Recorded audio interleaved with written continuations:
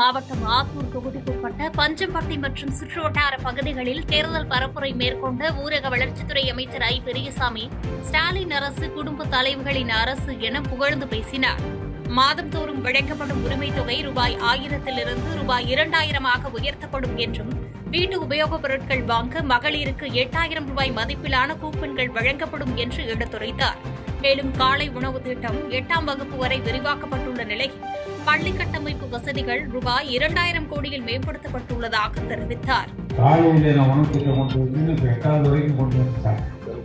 இனி 8வது வரைக்கும் இனி அப்படியே காலை உணவு திட்டம் இன்னும் விரிவாக்கம். நான் என்னுடைய துறை மூலமாக பள்ளிக்கூடங்கள்லாம் காமராஜ் நடத்துறேன். எல்லாம் ரோட்டு கட்டம், எல்லா கட்டணம் எடுத்து சொல்றோம். நீங்க கட்ட வேண்டும். 2000 கோடி வரைக்கும் புதிய புதிய கட்டணங்கள் 16 கோடி படிச்சு ஒவ்வொரு கட்டணம் 40 இன்னைக்கு புதிய பள்ளியை உருவாக்கி. சேப்பாக்கம், திருவல்லிக்கேணி தொகுதியில் போட்டியிட உதயநிதி ஸ்டாலின் இன்று காலை வேட்புமனு தாக்கல் செய்தார். சேப்பாக்கம், திருவல்லிக்கேணி தொகுதியில் திமுக சார்பில் 2வது முறையாக போட்டியிடும் துணை முதலமைச்சரும் விளையாட்டுத்துறை அமைச்சருமான உதயநிதி ஸ்டாலின் திருவல்லிக்கேணியில் தேர்தல் நடத்தும் அலுவலர் சுகந்தியிடம் வேட்புமனு தாக்கல் செய்தார். முன்னதாக மனு தாக்கல் செய்ய வந்த உதயநிதிக்கு தொண்டர்கள் சாலையில் இருபுறமும் உற்சாக வரவேற்பு அளித்தனர். திருச்சி கிழக்கு சட்டப்பேரவை தொகுதியில் போட்டியிட தமிழக வெற்றிக் கழகத்தின் தலைவர் விஜய் வேட்புமனு தாக்கல் செய்தார். தமிழ்நாடு சட்டப்பேரவைத் தேர்தலில் தவேக தலைவர் விஜய் 2 தொகுதிகளில் போட்டியிடும் நிலையில் சென்னை பெரம்பூர் தொகுதியில் கடந்த திங்கட்கிழமை அன்று வேட்புமனு தாக்கல் செய்தார். இந்நிலையில் திருச்சி பாலக்கரை பகுதியில் உள்ள மாநகராட்சி 2வது மண்டல அலுவலகத்தில் திருச்சி கிழக்கு சட்டப்பேரவை தொகுதியில் போட்டியிடுவதற்கான வேட்புமனுவை தேர்தல் நடத்தும் அலுவலரிடம் விஜய் இன்று வழங்கினார். முன்னதாக திருச்சி விமான நிலையத்திலிருந்து பிரச்சார வாகனத்தில் நின்றபடி சாலை வளமாக வந்த அவர் வேட்புமனு தாக்கல் செய்வதைத் தொடர்ந்து மரக்கடையில் உள்ள எம்ஜிஆர் சிலைக்கு மாலை அணிவித்து மரியாதை செய்தார். திருப்புவனம் அருகே பிரச்சாரத்திற்கு சென்று கொண்டிருந்த கனிமொழி எம்பியின் வாகனத்தை தேர்தல் பறக்கும் படையினர் சோதனை செய்தனர். 2026 தமிழக சட்டப்பேரவைத் தேர்தலை முன்னிட்டு தமிழகம் முழுவதும் வாகன சோதனைகள் தீவிரமாக நடைபெற்று வரும் நிலையில் சிவகங்கை மாவட்டம் திருப்புவனம் அருகே தேர்தல் பிரச்சாரத்திற்கு சென்ற திமுக துணை பொதுச் செயலாளரும் நாடாளுமன்ற திமுக குழு தலைவருமான கனிமொழி கருணாநிதியின் வாகனத்தை தேர்தல் பறக்கும் படையினர் நிறுத்தி சோதனை செய்தனர். பின்னர் வாகனத்தில் எதுவும் இல்லாததால் வாகனம் விடுவிக்கப்பட்டது.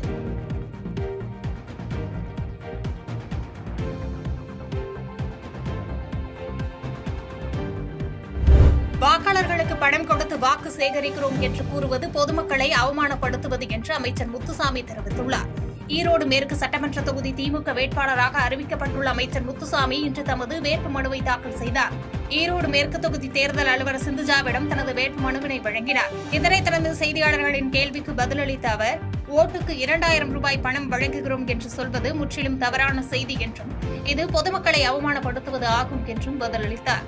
மேலும் தங்களது கூட்டணி கட்சியினருடன் இணைந்து வாக்கு சேகரித்து வருவதாகவும், நாடாளுமன்ற உறுப்பினர் கனிமொழி வருகின்ற 9ஆம் தேதி அன்று ஈரோடு மாவட்டத்தில் பிரச்சாரம் மேற்கொள்ள உள்ளார் என்றும் தெரிவித்தார். வாக்குக்கு காசளிக்கிறதா சொல்றாங்க. இல்லை, அவங்க அப்படி சொல்லிட்டு இருந்தால் அதுக்கு நாங்கள் பொறுப்பல்ல. அது பொதுமக்களை கேவலப்படுத்துகிற ஒரு செய்தியாக சொல்லுவது மிக வருத்தமாக இருக்கிறது. அது எங்களை கேவலப்படுத்துறதுக்காக அவங்க நினச்சிட்டு சொல்கிறாங்க. அது பொதுமக்களை கேவலப்படுத்துவதாக இருக்கிறது.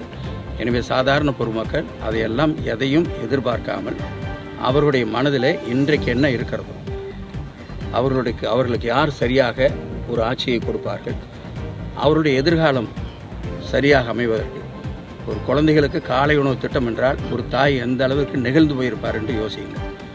அதேபோல் தான் மாதம் 1000 ரூபாய் கலைஞர் உரிமை தொகை என்று கொடுத்தது அது ஓட்டுக்காக அல்ல. எம்ஜிஆர் என்பவர் எம்ஜிஆர் தான் என்பது தேர்தலுக்கு பிறகு தம்பி விஜய்க்கு தெரிய வரும் என செல்லூர் ராஜு விமர்சித்துள்ளார்.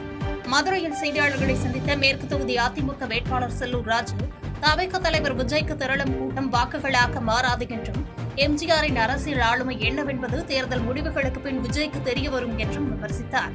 மேலும் அரசு பணமான 5000 ரூபாயை தேர்தல் லாபத்திற்காக முதலமைச்சர் ஸ்டாலின் பேசுவது தவறு என்றும், தோல்வி பயத்தால் அதிமுக பாஜக கூட்டணியை விமர்சிப்பதாகவும் கருத்து தெரிவித்தார். இது ஆஃப்டர் தேர்தலாம் தம்பி விஜய்க்கு தெரியும். விஜய்க்கு எம்ஜிஆர்னா யாரா எம்ஜிஆர்னா எம்ஜிஆர் தான். அது மற்றெல்லாம் இதே கிடையாது. அது தேர்தல் முடிந்த பிறகு யார் என்பது அவருக்கு தெரியும். நான் மற்றதெல்லாம் பற்றி பேசுறேன். திருச்சி கிழக்கு தொகுதியில் மதச்சார்பற்ற முற்போக்கு கூட்டணியின் செயல் வீரர்கள் கூட்டம் நடைபெற்றது. திருச்சி கிழக்கு தொகுதியில் மதசார்பற்ற முற்போக்கு கூட்டணி வேட்பாளர் இனிகோ இருதயராஜ் போட்டியிடும் நிலையில் அவரை ஆதரித்த அக்கூட்டணியின் செயல் வீரர்கள் ஆலோசனை கூட்டம் நடைபெற்றது. திருச்சி மாநகர கழக செயலாளர் மதிவாணன் தலைமையில் நடைபெற்ற இந்த கூட்டத்தில் அமைச்சர்கள் அன்பில் மகேஷ் பொய்யாமொழி, KN நேரு, நாடாளுமன்ற உறுப்பினர் துரை வைகோ ஆகியோர் பங்கேற்று சிறப்புரையாற்றினர். கூட்டத்தில் வரும் தேர்தலில் மதச்சார்பற்ற முற்போக்கு கூட்டணி வேட்பாளர் இனிகோ இருதயராஜ் பெருவாரியான வாக்குகள் வித்தியாசத்தில் வெற்றி பெற செய்வதற்கான தேர்தல் பணிகள் குறித்து விவாதிக்கப்பட்டது. செய்திகளை உடனுக்குடன் தெரிந்து கொள்ள கீழ்க்கண்ட கேபிள் மற்றும் DTH நெட்வொர்க்குகளில் எம்நாடு செய்தி தொலைக்காட்சியை காணுங்கள். பாதகம் செய்பவரை கண்டால் நாம் பயம் கொள்ளலாகாது பாப்பா. மோதி மிதித்துவிடு பாப்பா, அவர் முகத்தில் உமிழ்ந்துவிடு பாப்பா.